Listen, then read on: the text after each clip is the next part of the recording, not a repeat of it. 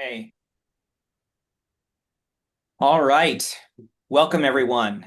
My name is Mike Kresh. I am the Vice President of Strategy here at Moburst. And today I am joined by Moburst CEO Gilad Bechar, who will be leading today's presentation, which is entitled The Evolution of Search: How to Win in the Age of AI Answers. And two quick notes before we get started. Number one, an admin note. If any of you have any questions, please leave them in the chat, and I will make sure that they are covered in a quick Q&A session after the presentation. And number two, just a quick word of background. Um, Interestingly enough, October of 2025 marks the 25-year anniversary of Google pay-per-click. If you were among the first marketers to do pay-per-click marketing, you would have paid about 5 to 10 cents per click back in 2000. And you can see how inflation has taken place there. But more importantly, that platform launch also initiated really the science of search engine optimization. As marketers look to figure out how they can rank on the first page of search organically. And for those marketers that were successful in that effort over the past 25 years, they reap benefits to the tune of countless dollars and impressions. But here's the big but: that world is being disrupted dramatically today by AI, amongst the myriad of other things that AI is disrupting. And so today, what Gilad is going to talk about is that evolution, and specifically, more importantly, how we can succeed and we can be at the forefront of change as the world of SEO changes. So with that, I will turn it over to Gilad. Amazing. Thank you for that, for a great intro, Mike. I think that basically everyone here kind of really want to hear a bit more about how we win basically in the age of AI answers. And we are very, very excited about what we have to show you here, just because we are working on that for quite some time and we see phenomenal results. And when I'm talking about phenomenal results, at the end of the day, the easiest way of showing you how it looks like and how those things are basically working. So when you're asking a query, whether it's on ChatGPT, Gemini, Perplexity, or Claude, your brand, basically, we want to make sure that your brand will be shown there in the top search results. And now each and every one of those tools have a different logic, have a different algorithm, has a lot of different things that they are considering as part of that. And my goal for you today is to explain a bit more about how those things are working, what are the things that are really impacting on that type of a process, and then how do you create the right type of a growth plan to achieve the maximum amount of growth that you can within those type of tools. So let's dive in. So as Mike mentioned before, search has changed drastically. Like when you're thinking about the share of search in general, around 50% of the traffic will be lost by 2028, according to Gartner. We're talking about search traffic. So where all of that traffic goes, obviously, it's a big question in here. And then again, how we are actually recovering from some of that headache using AI type of answers. And that's something that will help us to recover. We do get 58% more search results that are already getting into zero click, which means when you're thinking about someone searching now something on Google and basically getting those results from Google before even scrolling down, 58% more of the traffic gets their answer right here, right now, which means they don't need to scroll. They don't need to go to your website. They are just getting the answer that they want, and they will not continue on this journey. And basically, what we want to see is that we see that you have around 800 million active users on ChatGPT and hundreds of other millions on each and every one of the other tools, and we want to get ahead of it. So when we are thinking about these type of things, we are thinking about the process and the evolution that happen in the SEO side of things, like search engine optimization. We think about getting in front of Google. Google is only one of those areas. And when we think about the visibility, the goal obviously is to get more keywords increased in ranking. The goal is to actually become authority in the AI generated answers. So when someone is asking for not just two queries together, two answers, but actually asking for a much more complex type of a query, we want to make sure that they're getting on the top of the search results, also on all of those LLMs. And it makes our challenge is much more interesting. Let's put it this way. The keyword strategy is completely different because high volume keywords is not just that anymore. We also need to master conversational intent, which means what the users might look for when they're asking those queries. And that's a different type of a way to index that. And again, we'll show you how that's being done in the LLM era. Content cadence. Usually you're just putting more frequent updates and content freshness into your website. That's kind of how the regular world of SEO worked. And now we also need to align with AI training cycles, which is a bit of a different thing. We'll go to that. Authority signals, which is another thing that is very important in the SEO world. It was mainly backlinks and getting those things from the outside, basically getting a site like Forbes cover you guys. And that's obviously signaling Google, hey, this is a good authority site that recommends them on this specific thing, and that kind of signals the algorithm how relevant you are in today's world with the LLM side. The trust and consistent entity recognition is super important, and again, we'll touch about how you're actually planting those seeds, and the content depth, comprehensive content consideration, EEAT. Again, we'll talk about that a lot, but basically thorough content that basically LLM can accurately cite and basically use as part of their answers. So if you're going into the changes from AEO to SEO, and when you're thinking about this type of process, the platform, it used to be just Google. Now, obviously, we are going into ChatGPT, Perplexity, Bing, Copilot, Claude, Grok. You have a lot of different platforms that you might want to see how you're getting indexed on. When you think about the user behavior, instead of just targeting just keywords, we're going into a place where you need to target full conversational questions, which again is a big gap and a big difference than how you used to do before. The content focus is much shorter, direct answers formatted for quick extractions, like frequently asked questions, which is something that most sites had at some point in some place in the site. Nowadays, we actually need to see how we're ingraining them into the website of almost every single page, because the LLM is lazy and they want to get that fast result. And if they are getting that fast result, you're getting relevance. And if you're not, basically, if you're not helping the LLM understand that you're the best fit for that specific answer, they will just go to the next site.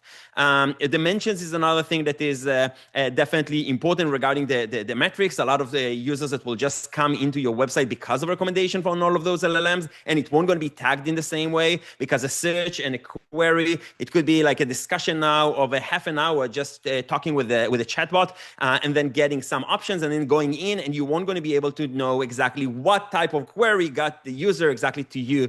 So it's a bit more complex on that level. When we're thinking about the goals, basically being the source of AI tools and cite and reference, which is something that is very different than the SEO world, where we are just ranking higher on search results, when we know exactly where we are on every given moment. It's a bit more complicated when you're doing that in the AI era. And when we're thinking about the overlap, we still share some tactics like content quality and authority building and user intent targeting, but it's done in a different way. And my goal today is kind of reveal a lot of the different ways of how we are doing it, showing you how this is being done, and basically sharing with you the knowledge and kind of guiding you through based on our learnings about what works and what doesn't work.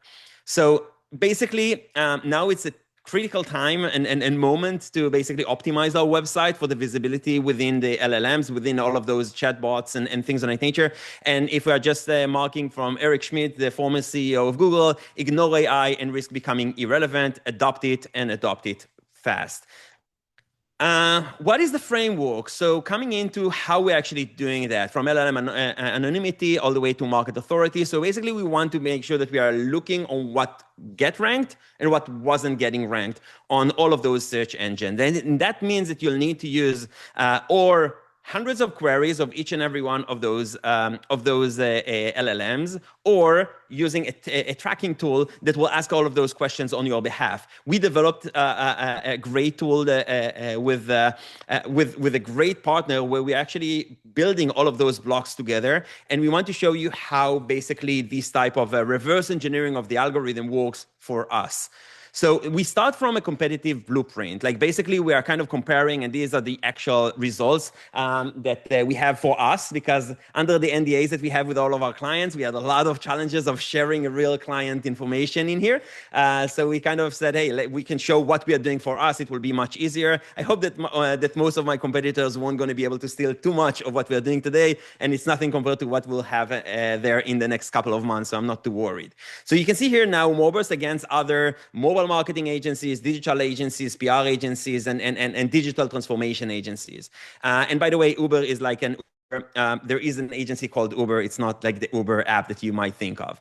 So basically, how that brand presence is being built. The way that it basically works is that we have this type of a sentiment distribution by brand. So you can see every single month when we are kind of going through the process of the optimization, and we'll go to the queries themselves, and then I'm kind of going from up to down to show you how this entire system is built. So with the way that it works, you can see every single week we are taking on the data of those hundreds of queries that we are asking on all of those LLMs, and basically asking who is the best recommended for this and this and this and this and that, and getting always kind of the top results for each and every one of those queries. And then we are putting all of that in a database and basically reverse engineering that to try to see, okay, how much brand visibility do we have compared to our competitors? And obviously you can see here that every single time that there is a new algorithm change, like ChatGPT coming to the market, there is a big friction that we got hit by, but also all of our competitors got hit by, which means the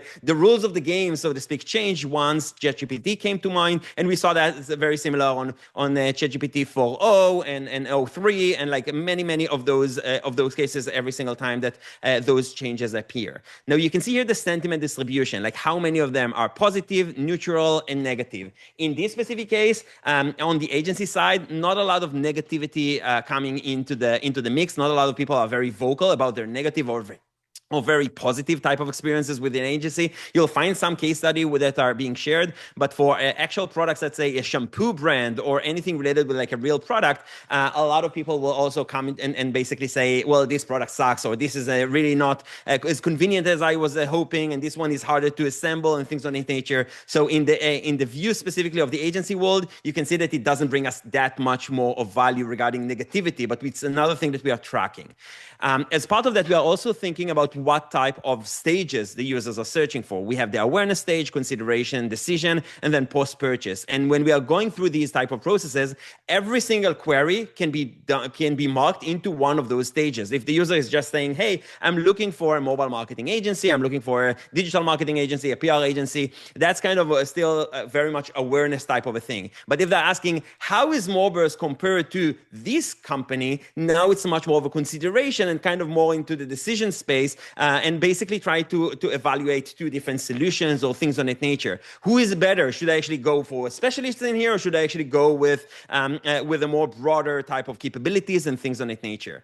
And then when we are going into the awareness, consideration, decision, and basically the post-purchase, you can see how you are being ranked on each and every one of those brackets of questions to try to understand where we're doing well, where we are not doing well. So you can see that on the brand awareness side, we're number 4 in 3, against our competitors, specifically in here, Edelman in the PR. They're really giving us a hard time. Again, it's a massive beast. But when we are thinking about the consideration stage, we are number 1 compared to other agencies by a pretty large type of volume, and also on the decision making, we are really in the top of that list. And how does that all factored in? So you're asking, okay, so they're giving themselves scores. How does that actually work? So let's go by a specific topic. So the way that we are kind of going at it is that we are trying to think, what can a user search for that we want to get ranked really highly for? So let's say app marketing services, mobile marketing services, app organic services, or digital marketing, creative, media buying. We have lots of different solutions.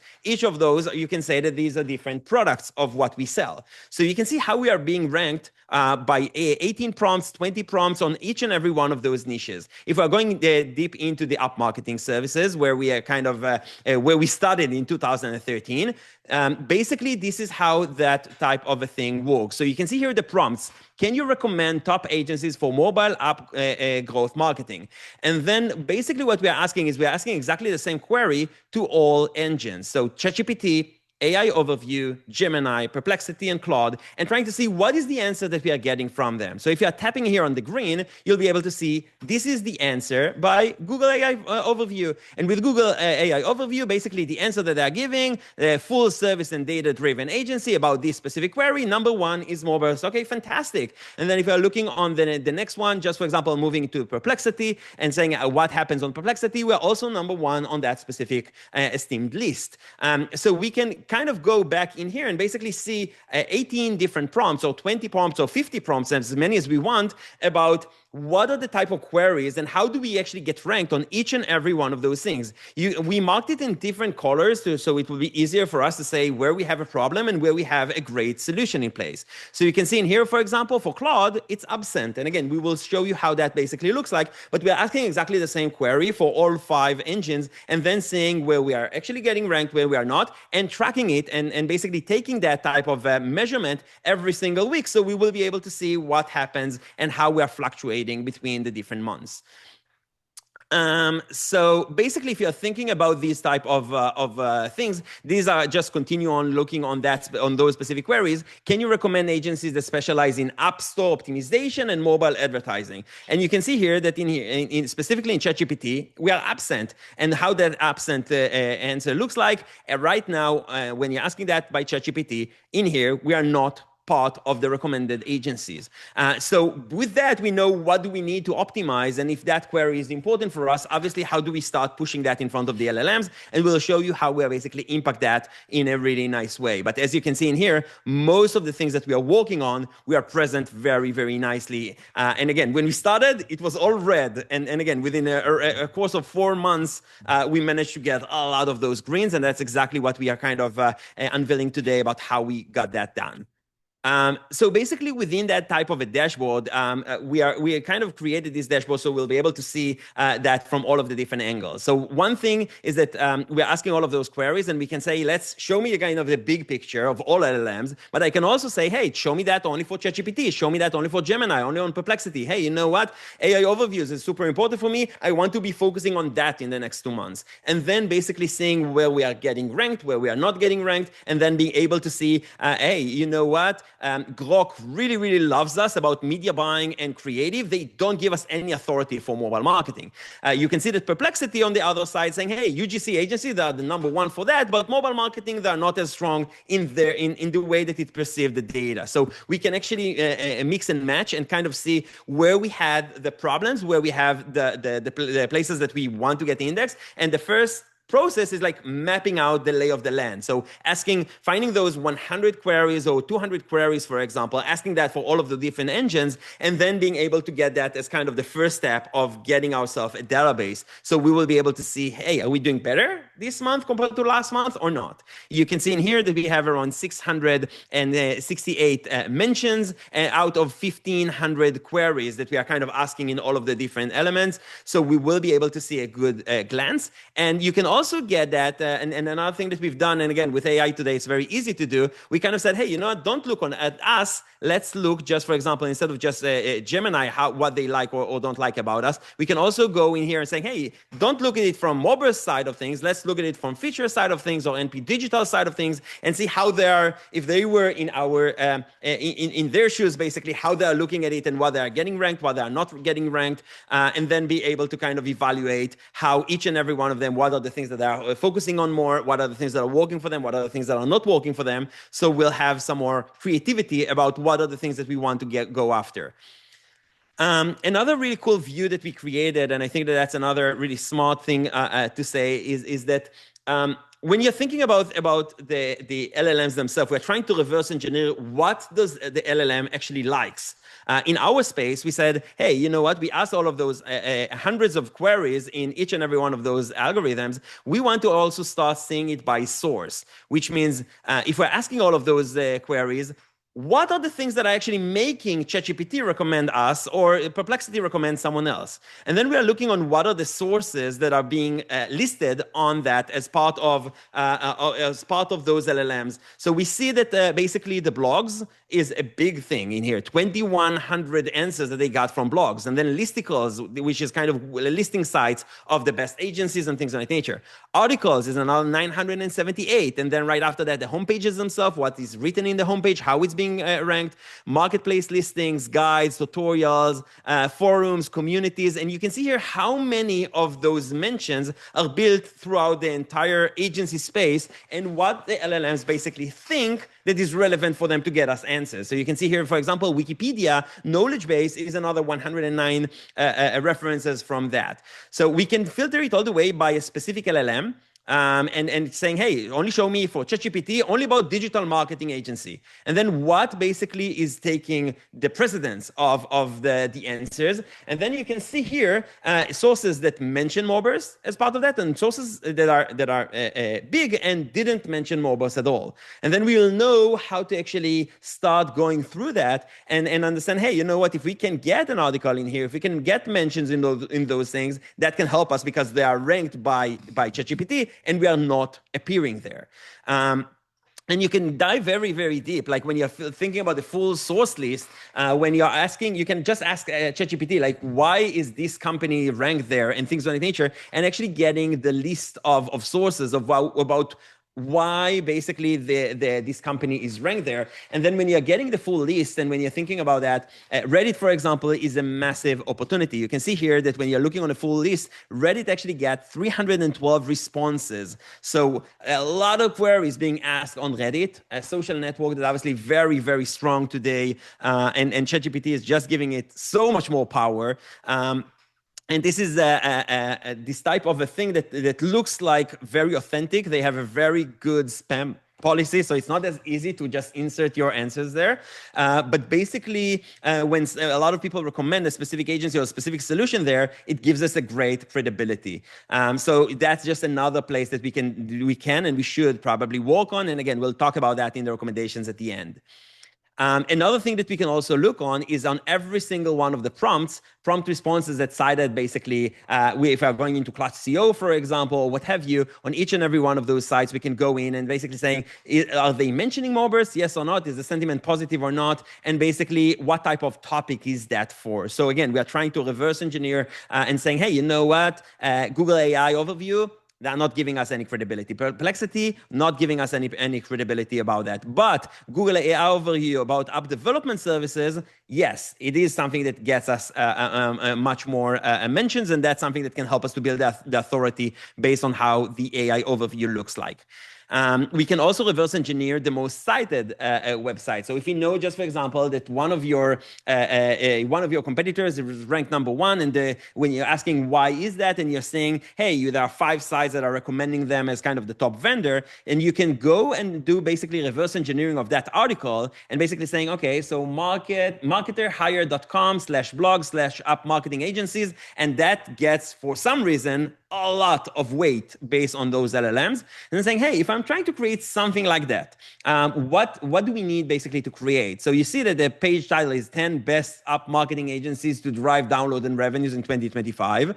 What is the content length, the subtopics that they're actually using, the top keywords that you have within that article, how many words do you have there, everything related with the content depth itself, users' opinions, for example, and then it's very niche, and basically we are looking on how deep that content is and how many links they are getting. So we will be able to be listed as part of that type of, if it's a listing site and they are getting inquiries, that definitely we want to go in, or how we are actually creating similar thing on other sites. So basically try to get the algorithm re-rank something higher than this one, and then we will be on that new list. So that's kind of how we're reverse engineering the content, the structure, and the links that are coming into that specific site. So on every single one of those sites, we can go very deep to try to understand how do we bypass that and how we are getting it to a better place. Another thing that is very important for us is what the AI chatbots really think about the brand itself. And sometimes if you have a really bad reviews, if you have a really bad customer experience and things of that nature, and you'll see here that basically on the trust and reliability, you are getting a really bad score. Or if you are getting the quality, for example, saying, hey, you know what? This is not a great type of a company. Or if you're having kind of availability or anything related to ethics or things of that nature, and something is not quite there yet, you want to see how the AI, basically, if someone is asking, how is it to work with Moburst? What is the differentiated in the market? What is the quality of that? Do your research, do your deep research or what have you, and give me the answer. We want to make sure that the company is as clean as it can be. You'll always find things that are not perfect. I never saw any example that is completely perfect for any brand. And believe me, we are kind of tracking now more than 200 companies. So we have a lot of things that on the database to be able to spot those things. So you can see here that if you're tapping just, for example, on brand reputation perceived by ChatGPT, prompt responses, and basically this is the answer that it will give. And basically it says that it's trusted by big brands, creative results oriented, focus on data decision, and all of those things. And then the score is basically exceptional compared to other places where you're actually asking Claude in here on the moderate, and then why is it moderate? How would you describe the quality of mobile services and deliverables in the mobile marketing industry? And then it tries to give you this type of a blurb about the company, but basically the score that it got, it wasn't positive, it wasn't negative, but it wasn't very positive. It was kind of very objective. So it couldn't actually get anything that is like, wow, this is the company for you to work with, key service areas and things of that nature. It's kind of like a shopping list of what it is that we do rather than having something very positive. So this is kind of what you call the moderate. In here, you don't really have examples for negative. Negative is like, hey, this company, and we've seen examples of negative where the company actually got fined by the authority. They have a lot of bad reviews on BBP. They have things that are not really working for them. The people in the company were actually executed on the trial or things of that nature. Like a lot of those type of things that are not positive. And at the end of the day, it scans the internet. So if it's there, it will know. And then the goal is to actually try to start fixing those damages. So that's how kind of the AI sees us. And again, the stronger that we are looking on the eyes of the AI, we have more capabilities of getting ranked faster and better for more terms. So that's kind of how that part works. On top of that, when you think about the content gap analysis, so a lot of times we don't have all of the content in the world. We have some blog posts, we have some great PR, we have some great mentions on many things, but basically you have a lot of prompts and a lot of things that right now we're not getting ranked for. So can you recommend a full service agency effective media buying in mobile growth campaigns? Right now on ChatGPT, we're not ranked for that. So the system kind of saying, hey, you know what? This could be a great content topic for the actual situation that you're at, because right now ChatGPT doesn't give you a great score for that, and other engines.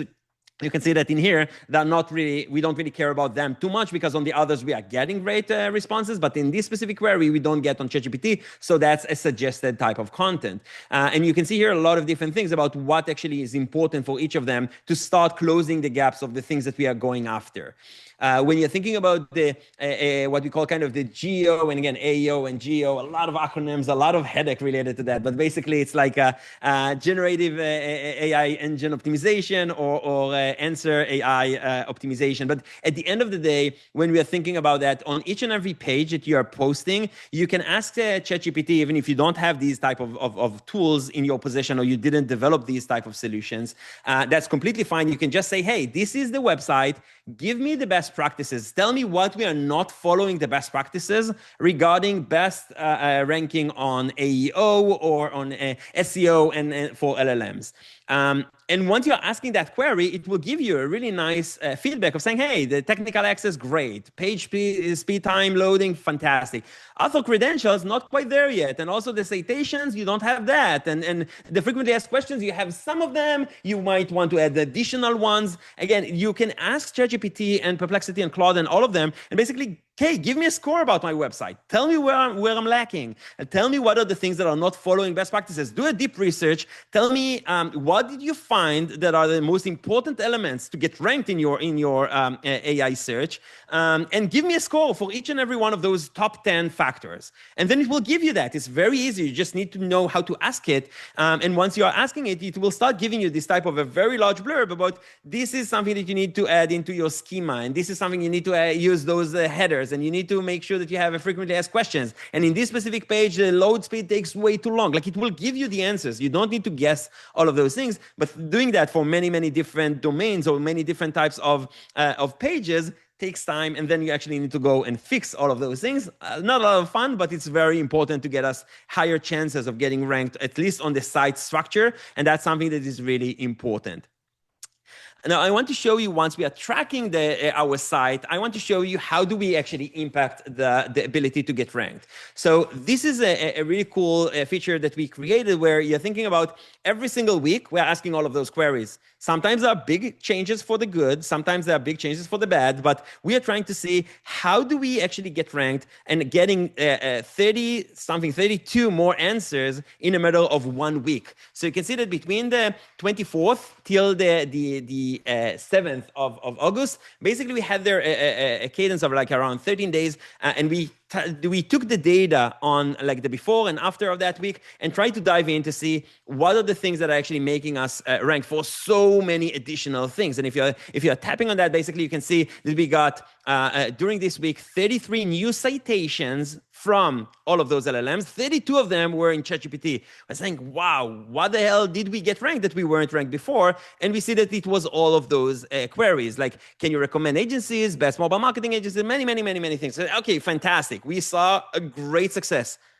What happened in that week? What have we done that actually made that type of a positive impact? And that's how we are kind of trying to reverse engineer. We are doing so many things, and we are having a log about every single one of the changes. So if we are changing something in the website, if we're adding new blogs, if we're getting new PR, if we're getting podcast mentions, if we're getting lots of different things, social activities that we are doing, a campaign that we've done, we're trying to map all of those things and then match it back to the dates. And what we found is that on that specific week, and we have a lot of things going on for our brand, basically on that specific week, we managed to get an article on Forbes of what is mobile marketing, a beginner guide. And they quoted us. You see here, Orad Eldar, my VP of media, basically she gave a quote about the biggest advantage of mobile marketing, la, la, la, la. It was another opportunity that the PR team managed to get us. And because we were quoted there, we didn't even have a link. There wasn't a link to Moburst.com or anything like that. Just mention from a VP that was kind of interviewing on Forbes, and Forbes is a massive site. Poof, we got ourselves a great spotlight from the LLM. And then the same week, we also saw 2 more articles. One of them was DigiDay, which is also a big site. Media buying briefing, the upfront is still not done. Why and who benefits from that? And you can see that that was again on 28th of July. And in here we had Hofit, who is our head of SEO in Moburst, that basically also provided her own quote about this type of a topic. And then we had another article on Forbes on 20 essential social media metrics. And here we had Ali Alexandra from the social media team, and basically she gave another quote about what she thinks that are super essential for social media metrics. So with those 3 things that kind of referred back to us, no links, nothing that actually points to Moburst.com, but a quote from an executive from the company, and look on the amount of impact that it brought us on one given week. So PR is a big enhancer of getting us ranked so much faster on so many more topics, and making a very big splash if you manage to do it well. Another thing that we are also looking on is the LLM traffic analysis. So when you're thinking about the traffic analysis, you can see in here how we are actually getting the traffic to our own website. So you can see what is the total traffic that we've had during that specific period of time, the last 30 days, and then how many of those users came from ChatGPT, Gemini, Perplexity, Claude, and other LLMs. So we are actually tracking it on a weekly basis to be able to see what works for us, what doesn't work for us, where that traffic is coming from. And you can see that right now, ChatGPT ChatGPT, for example, this is direct traffic from ChatGPT or from the other LLMs, which means a lot of times you can ask a query and then someone will just come to the website. And if they didn't tap on ChatGPT to get to our website, but actually were searching for that later on and found our website, it will not be marked in here at all. So we are only seeing here probably a fraction of the amount of real traffic that is coming in. We talked about the tracking here. It's much more complex, but these are people that actually tapped within ChatGPT into our website or into a specific article and actually want to see that annotation or something like that and come to the website directly from ChatGPT, and it's marked by ChatGPT. So this is how we are also tracking and saying, hey, are we going better than previous month? Are we going worse than previous month? How that looks like week over week, and trying to understand the trends to make sure that we are ahead of the curve. So if we are getting something really well, or if we are getting something that we just got spanked by one of those algorithms, where did we have the mistake, and then what do we need to recover from that? So you can see here the brand presence over time. So if you're taking the data every single week, you can actually measure yourself and saying, hey, are we doing better? Are we doing worse? You can see here the big gaps every single time that a new GPT comes to the market. Again, a lot of activities, a lot of fun with those things to actually start recovering from those and saying, okay, was I only impacted by that? Was the entire industry impacted, the entire niche? And then based on that, what should we do next? So you can see here, Grok 2 released a new version to the public on the 19th, and that didn't make such a big impact. But the ChatGPT 5 that was released on the 6th of August, holy crap, that's a big change that you can see in here, and how that actually rippled on a lot of different niches. So how do we improve the visibility on LLMs? Basically, we have here 3 steps. Step number 1, increase the visibility and in AI responses. So optimize the key pages for AI readability, the frequently asked questions, the summaries, all of those things that are super important for those LLMs.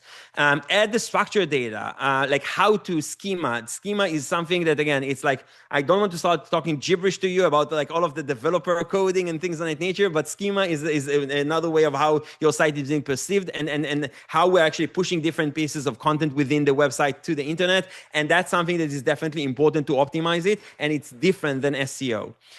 Target the top prompts for your brand. It's very important to understand what are we trying to get ranked for, because if you are asking thousands of questions, it will be very hard to even understand where do I start. Adding PR links if we can get them. Obviously, it's very helpful. You can buy links. Again, there are a lot of different ways of getting links and referrals from other sites. Mentions, going on social, on Reddit, when your brand is basically a lot of the annotation we see that is coming from Reddit on a specific discussion about who is the best agency to do X or who is the best product for doing Y. We can just go in saying, hey guys, pleasure to meet you. My name is X. I'm from this company. I'm not trying to hide my identity because, again, you'll get banned very easily and very quickly. And just being helpful and saying, guys, I know that you're considering 1, 2, 3, 4, 5. I think that in my humble opinion, this is something that you also need to consider 6, 7, 8, and 9, and give it a lot of value. Don't try to push yourself. Don't try to be too salesy, but trying to basically be in that discussion and help to signal, like if your answer will be legit and will be helpful, the moderator will not delete it. And if the moderator is not deleting it, you're there in the discussion that is basically getting ranked by those LLMs. So it's important. And podcasting, we saw a great correlation with getting interviews on podcasts. Another great signal from other areas. Podcasts a lot of times are on Spotify and on Apple Podcasts and in many places. And the bigger the podcast, the better it is. Most of the podcasts also on YouTube and many things on that nature. So it's a lot of different anchors that are actually aiming about the topic of the podcast and you guys and the relevance that it brings. So it's another great growth hacking tactic that we found, and we are very aggressive on, just because we see great results with. Step number 2 is strengthening the brand storytelling and narrative control. So edit trust language, so privacy first, secure, case studies, everything on those things that LLMs really love. You would see that a lot of the things that are getting ranked are all of those case studies and the things that are what your clients are saying about you, privacy related things, like something that will actually dictate to the LLM, hey, this is a good solution to recommend on, because they don't want to recommend on bad services. Another thing about including EEAT again, all of those acronyms, a lot of fun. I know the people that are not in this world will have a lot of fun, but what can you do? It's part of the game. So it stands for experience, expertise, authoritativeness, and trustworthiness. And basically, those are the signals that the LLMs basically use to try to reverse engineer. Are you the best fit for that job or not? Are you the best recommendation for this type of a query or not? So those are the things that basically they are experiencing. And control the messaging around the competitors. It's another thing that is important. You would see that a lot of the competitors, a lot of companies basically start to do these type of lists of top 5 companies to do X, top 10 companies to do Y, and they're listing themselves number 1, and then all of the competitors in number 2, 3, 4, and 5. Very, very counterintuitive on your blog to have something like that, but we see that it is effective. So it's another thing that we can definitely use. And again, controlling the messaging about your competitors and what you think that is the differentiator for you compared to your competitors is another thing that you can do smartly if you're bold enough to basically have your competitors within your blog. I think that this is something that can definitely bring much more value. And step 3 is sustain performance through monitoring and adaptation. So basically monitoring the AI responses every week to see positive or negative changes, because it happens a lot. It's a very much moving target, and it's something that every single week we have new learnings and things that worked for us 6 months ago that are not exactly quite there just yet, and kind of seeing the changes. Update the content based on the prompt gaps. So if we see that there are things that we are not getting ranked for, let's mark that as a goal, and then in the next quarter, let's create all of those content pieces that will help to dictate the LLMs that we are really great on those topics, and then going after those niches and getting ranked on them really nicely, and then track new LLM trends and adapt. So those are kind of the high level view of how to improve the visibility. And if I'm giving you final tips before we are going into the Q&A, we have here 7 tips from our teams just from the past 3 weeks. So prioritize mention volume. A lot of times getting cited across many sources, let's say Reddit, YouTube, blogs, and all of that, is more effective than single number 1 rank that your competitor is getting on Google on that side. So the AI answers and the summaries that you're getting a lot of times are trying to build a case out of many different mentions and not one very strong authority that they have. So if you are kind of pointing in many directions to your brand, it means that you have a higher likelihood of winning. Focus on the hyper long tail. Like a lot of times when you think about SEO, we're saying, hey, these type of keywords together, like mobile agency, digital agency, PR agency, agency services, who is the best, or things of that nature. Usually on the SEO world, we don't really even think this way. We're just saying, hey, this combination of keywords means that this is a high intent. If it's a high intent, let's go for it. And in here, in the LLM world, who is the best and what are the top and many things on that nature will actually help us to get this type of conversational queries. And on each and every one of those conversational queries, we basically want to see how we are helping the AI understand that we are the best fit for that. So when it's such a hyper long tail, basically there are a lot of different things that we can go after, but it will help us to understand how we are impacting those LLMs to say that for this specific query, we are number 1. For that specific need, you can find better than that. And it's not just going after 2 or 3 keywords together. We talked about Reddit and YouTube quite a lot, but basically Reddit and YouTube are key channels for answering questions and teach LLMs new things. Reddit, you have to be genuinely helpful from real identified account. Otherwise, again, you will get banned. Believe me. We tested the hell out of it. You can't hide. And on YouTube, create boring B2B videos or B2C videos about high value, low competition terms. If you want to go after a very long term that you're saying for this specific question, we have to win. Like it could be only 40 queries a year, but on those 40 queries, every single one of them could be worth for us tens of thousands or hundreds of thousands of dollars.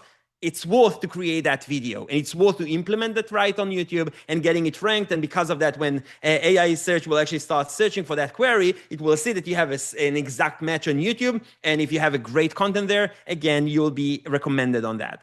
Optimize your help center. Like a help center usually is being to those long list of documentation. When you're thinking about all of those hundreds of queries, how to use this feature, how to do this, how to do that. Like, okay, who cares? We have this type of manual. Here you go. Take that 300 pages long type of manual. So move it to the main site, to the subdirectory, and basically use it for answering any specific feature question. That's another great way of saying we have all of that content. No one cares about it, so to speak, but AI can do so much things with that and basically just understand what exactly you do and how you do that well. And then with those pieces of content, getting those index on the LLM. So that's another great win.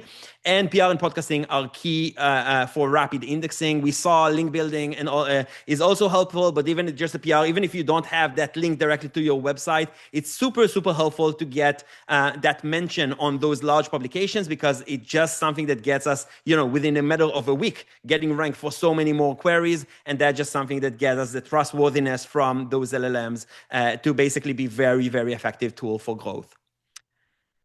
And with that, I think that it's a good time to stop here and see if you have any questions. Yes, we have some for you. Um, Sure. Ready? So let's start with the first one from Elad. This is a great one. So if you have the same question, if the same query is being answered, uh, if the same question is being answered multiple times and different people are getting the answer, how do you know that the answer that you're getting is not biased based on your? So knowing if the answer is biased or not, I think that it's something, again, most people see ChatGPT and all of those engines as very trustworthy type of platforms, and because of that, most people don't even asking themselves like, can I actually rely on that specific answer?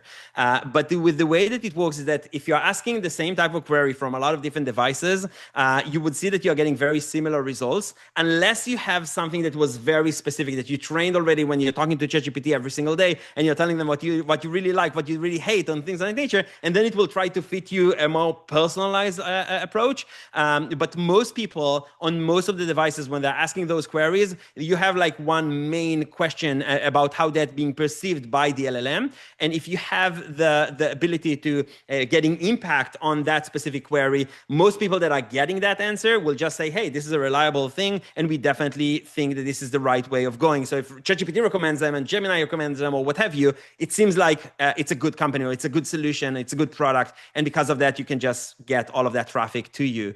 So that's usually how it works. Okay. Similar question from Mark. Can you account for differences in LLM algorithm programming? Can we, again, sorry? Can you account for differences in LLM algorithm programming? I guess that means that there are nuances within how the different LLMs give questions. Yeah. So basically, with the way that we started mapping it from the API of every single one of the different algorithms. So before ChatGPT 5 came to mind, we had ChatGPT, like you can use the 3.0 and 4 and the new 4.5 and things of that nature. So we used to ask all of those queries for each and every one of those models to see the differences. And based on that, kind of defining where we want to be focusing on. We usually want to focus on the more advanced model, just because if you're asking Gemini 2.5 Pro and it recommends you, I don't think that Gemini 2.5 that is not Pro will not recommend you. Like usually this is kind of the most advanced model. You will see changes, you will see ways of how it actually give you the answers, but usually the solutions that it recommends are pretty identical between the different versions, unless there was a massive change. Let's say from GPT-4 to GPT-5, there was a massive change, and then you're seeing a lot of blurb, as you saw on the brand indexing of ours, that a lot of companies kind of got hit. So the entire niche got hit in a specific way, because it just gives you more answers that are not just related to agencies. It gives you also things about companies and solutions, and not just in our case, for example, just agencies. It also gives you companies. And then are we actually direct competitors of Meta ads? Probably not. But if you're asking yourself on what is the best growth marketing tactic for my app, it can recommend, instead of these are the agencies, it can also say, hey, you can do that yourself on Meta ads, and you can do that yourself on Google ads and things of that nature. So it will be wider type of a thing. But that's usually how you can actually see the trends between the different algorithms. And every single time that there's a new algorithm that comes in, we need to relearn it and readjust strategies and seeing where we are strong, where we are not, and then where do we want to be focusing on the answers. Got it. Another more technical question. Are you running these questions via the APIs and ensuring the history is wiped clean before each question is asked so the AI has no memory of your previous question? Absolutely, absolutely. Because otherwise, again, you'll get the bias of the previous question. So every single time when you're asking it through the API, you just make sure that you're getting like fresh, new type of answers. And again, in our case, we just modeled it into a dashboard where we can actually ask thousands of those queries on each and every client, and then looking on each and every one of the competitors, and then assigning it back to each and every one of the different systems. So what ChatGPT and Gemini and Perplexity are doing is different. So we're asking that by fresh API queries every single week. A lot of billing for for us paying on all of those APIs, but it's the only way to do that. Okay, another question from Elad. FAQ best practices. Is it best to like answer specific questions like X is the best for something, or is it best to keep the FAQ more brand specific?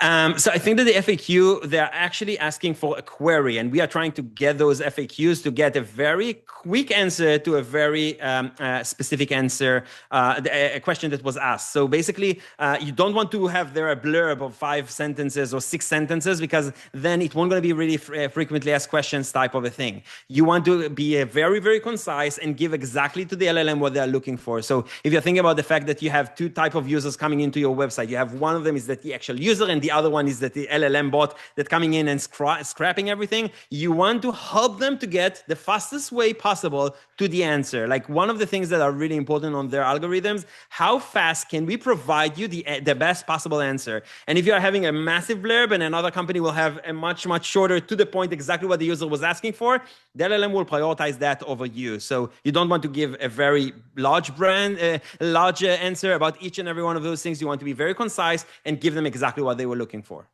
Okay, another good one. Wait, I just got taken away. Does the location of where the question is being asked, IP address, affect answers, especially when discussing regional or local brands? Absolutely, it matters. But if, let's say, we saw a lot of differences when you think about English. English could be English, US, UK, Australia, New Zealand, Canada, and things of that nature. And you can also see specific things that are relevant for New York City, for example, or things around New York State, or things of that nature. So if someone is asking a specific query around a specific area, or just, for example, asking another two words with it, like near me, or next to me, or around me, all of those things will give you very local answers, compared to when you're asking who is the best of X, and then it will give you kind of the global answer about that in the same language, in English. If you're asking the question in German, again, you might find other results. It will try to comprehend both of those things. It will try to understand the question and what is the best recommended one in Germany, if you're asking it in German, for example. So there are correlations. It's not going to be exactly the same type of answers that you're going to be getting from those LLMs. Okay. Are you offering this service to brands as a standalone product, or is this only available for brands that have a larger working agreement with you? If standalone, what is the pricing model? Very interesting. So basically, with the way that it works is that we have the platform that we actually need to work on, basically mapping out all of the queries, mapping out all of the different options, understanding the landscape, understanding the competitive landscape, and what are the queries and things of that nature, and then providing the suggestions. So that could be a standalone type of a service, and that's something that we can also provide for each and every brand that basically wants to get ranked for all of those elements. Having said that, if you're thinking about the best utilization of that, is not just the AI services as a standalone, because someone need to write content. Again, it could be us, could be whoever, but someone need to write a lot of content in order to be able to get indexed for more things. Someone need to fix many things on the website to get you ranked faster and getting the site load faster and things of that nature, if it's not quite there yet. Again, it doesn't mean that you need to have those services every single month from each and every one of those things, but someone needs to help on those things. PR is another great vehicle, whether doing it with us, doing it in-house, doing it with another agency, never mind. But you need to have a PR as part of that program if you want to get it faster. Again, it's not a must-have, but it is an enhancer. The same thing goes for podcasts. So you can go after many different types of podcasters that can actually get you interviews with the top executives, and then getting all of those positive signals back to your site, which is fantastic. You can do that in-house. You can do that with us. But basically, the brands that actually enjoy the most comprehensive approach, and actually doing that together with their work on Reddit and together with the work of creating videos on YouTube, all of that can be done within Moburst. It doesn't mean that we need to fire on every single ammunition every single month. We can very tailor made it to the client and what are their objectives, how hard is their competition, where are they ranked, how big of the gap are we trying to close, and then what will be the right type of tool sets that we would recommend. But we can definitely tailor made it all the way to, hey, we just give you the engine behind that. We are just giving you the recommendation, you implement them, you create the content, and then it's a very not aggressive type of a thing. It's usually ranges like the basic is around $8,000 a month to start on just looking on all of the different elements. The more advanced one where we're actually writing some piece of content like 4 LLM related articles to the blog and kind of fixing a lot of different things on the website is around 10,800. So it's not a crazy expensive type of a service when you're thinking about the cost factor. But when you're adding in, PR or all of the other pieces, again, it can become a much bigger or much smaller type of what really depends on what is the actual need for the brand to fix their authority there. All right. Along the similar lines, if I'm a B2B startup with low budget, what are the low-hanging fruits for LLM ranking? Fantastic. So I showed a lot of those things on the one of the last slides. Basically, I would start with frequently asked questions. I would ask ChatGPT, again, you're scrappy right now. You don't have the budget. You just want to start getting things fixed as fast as you can. And you can't afford to have these type of agency partners to help you with. That's completely fine. I would start by looking on what is indexing, getting smart mentions on Reddit on this specific niche. I think that can also help you a lot. The site structure itself is really crucial. So ask ChatGPT or Gemini 2.5, do a deep research and give you the suggestions of what are the things that are prohibiting you for getting indexed for more keywords and phrases, and do this type of SEO and AEO reverse analysis to give you a roadmap of what do you need to fix in the next quarter to be able to get ranked faster. That's a great way to start. Still, you need to start stitching all of those pieces together and creating the content pieces. You'll need a lot of blog content pieces and things of that nature. You can ask ChatGPT also to write you, for example, articles and things of that nature. Usually, the LLMs don't really like content that is purely LLM written. So you need to modify it, and you need to make sure that when it gets into one of those LLMs, it gets a high score of human wrote it and not a bot wrote it. But that's something that you can definitely start there, and adding the frequently asked questions that can also help us to get basically the LLMs on the short answers of the things that they want. Related to PR, you can use the PR Newswire, for example, to get some brand mentions and some more links into your website. That costs like, I don't know, $300, $400 to actually start getting some more links back. Again, it's not perfect, but it is a good start when you think about the startup, very scrappy and trying to get the foot above the ground. And one final question. Maybe if we have time, maybe two more. Traditional SEO often included generalized, localized content, i.e., best plumbers in Miami. Are there any tips on how to better implement it when it comes to LLMs? I think you kind of touched on this, but Yeah, we talked about it. Like, I think that it's a big thing. If you are focusing just in the Miami area, for example, for plumbers in Miami or what have you, you want to make sure that you have a lot of content that is hyper local about Miami. Why you're the number one in Miami? What are the references that you have in Miami? Everything related with the content clusters that is saying, hey, if I'm going to rank for that number one in the US, it won't going to help me. I don't need leads from Vegas. I need leads only in Miami. So the entire content pillars need to be guiding the LLM to say, we are number one in Miami. We're doing Miami better than any other company. And it becomes more complex when you're thinking about the global brand, or when you're thinking about we're working with a very large mortgage company, for example, here in the US, and they're working in 43 states. So if they want to get number one in best mortgage in whatever, in Florida or in just, for example, New York, you need to actually start localizing yourself all the way to the city level and conquer a lot of those cities, and then showing the LLM that basically you're number one in that state and not just in that city, and then basically be getting that authority, which means you need a lot of subsites or subdomains that will go after a specific region, and on that region just get a massive amount of content showing why they're number one in that specific location. So it's a lot of work, but it can be done, and the impact there could be like exactly in the start of SEO world. If you're starting yourself and saying, hey, you know what, in 2000, there this thing that's called SEO, and if I'm going to be able to establish myself there amazingly, I will be able to butcher so much more revenues. And instead of paying for each and every click that becomes more expensive every year, I can actually get all of that for free if I'm just planting the right seeds. So I think that it's exactly the same. You just need a lot of content to be able to do that. keep going as long as we have time. How has traffic from LLMs increased since you have done this? When do you do project? Where do you project it to be in the next 3 months, 6 months, and a year? Basically, is this project current results or a project for future results? So in other words, how do you project the future of traffic and what are the implications? So I can tell you that on our own experience in the last quarter was probably the best quarter that we've ever had related to the amount of leads that we got and the quality of leads that we got. And a lot of companies came to us saying, well, we were looking for this solution on ChatGPT, and we found you. And we were looking for this on Gemini or AI results, and like all of the arrows pointed to us to you guys. And we got all the way to like we have right now three enterprise bids that are massive. We're talking here about like Fortune 10 companies that are reaching out to us and having those type of discussions. So I think that this is something that's proving itself already in a very, very meaningful way. The fact that you are recommended in your niche obviously gives you a lot of credibility, gives you a lot of leads, a lot of potential for generating more growth. And that already happens today. As the time goes by, I think that it will just become more and more extensive because more people will stop searching for those two questions or three questions in a very short amount of time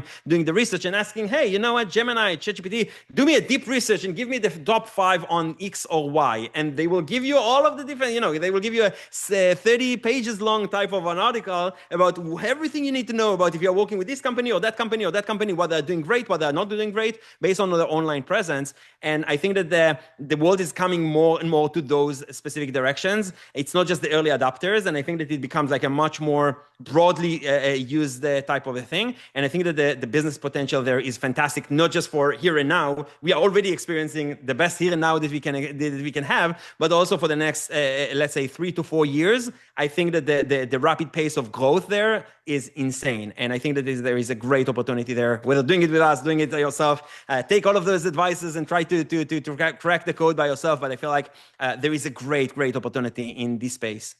All right, one final question, then I do have to let Gilad go. How do you get the data from Google Search AI results? Do they have an API? I imagine that they are currently the largest driver of AI traffic. So I guess the question being the connection between Google Search and AI results. Yeah, so it's exactly in the same way. You can ask a query just like any other LLM. You can just ask the query and then basically get that back to your feed and basically giving it the ranking of what was the answer about that, storing it in your CRM, and then doing all of the analysis. So it's exactly the same using like the APIs. All right, thanks very much, everyone. If you have any Thank further you. questions, feel free to email me, mike@moburst.com. Very simple. That's mike@moburst.com. And we will have the recording available to the attendees. So again, thank you very much for attending and stay on the lookout for the next webinar. And thanks again. Take Thank you care, very much. everyone. Bye. Bye bye.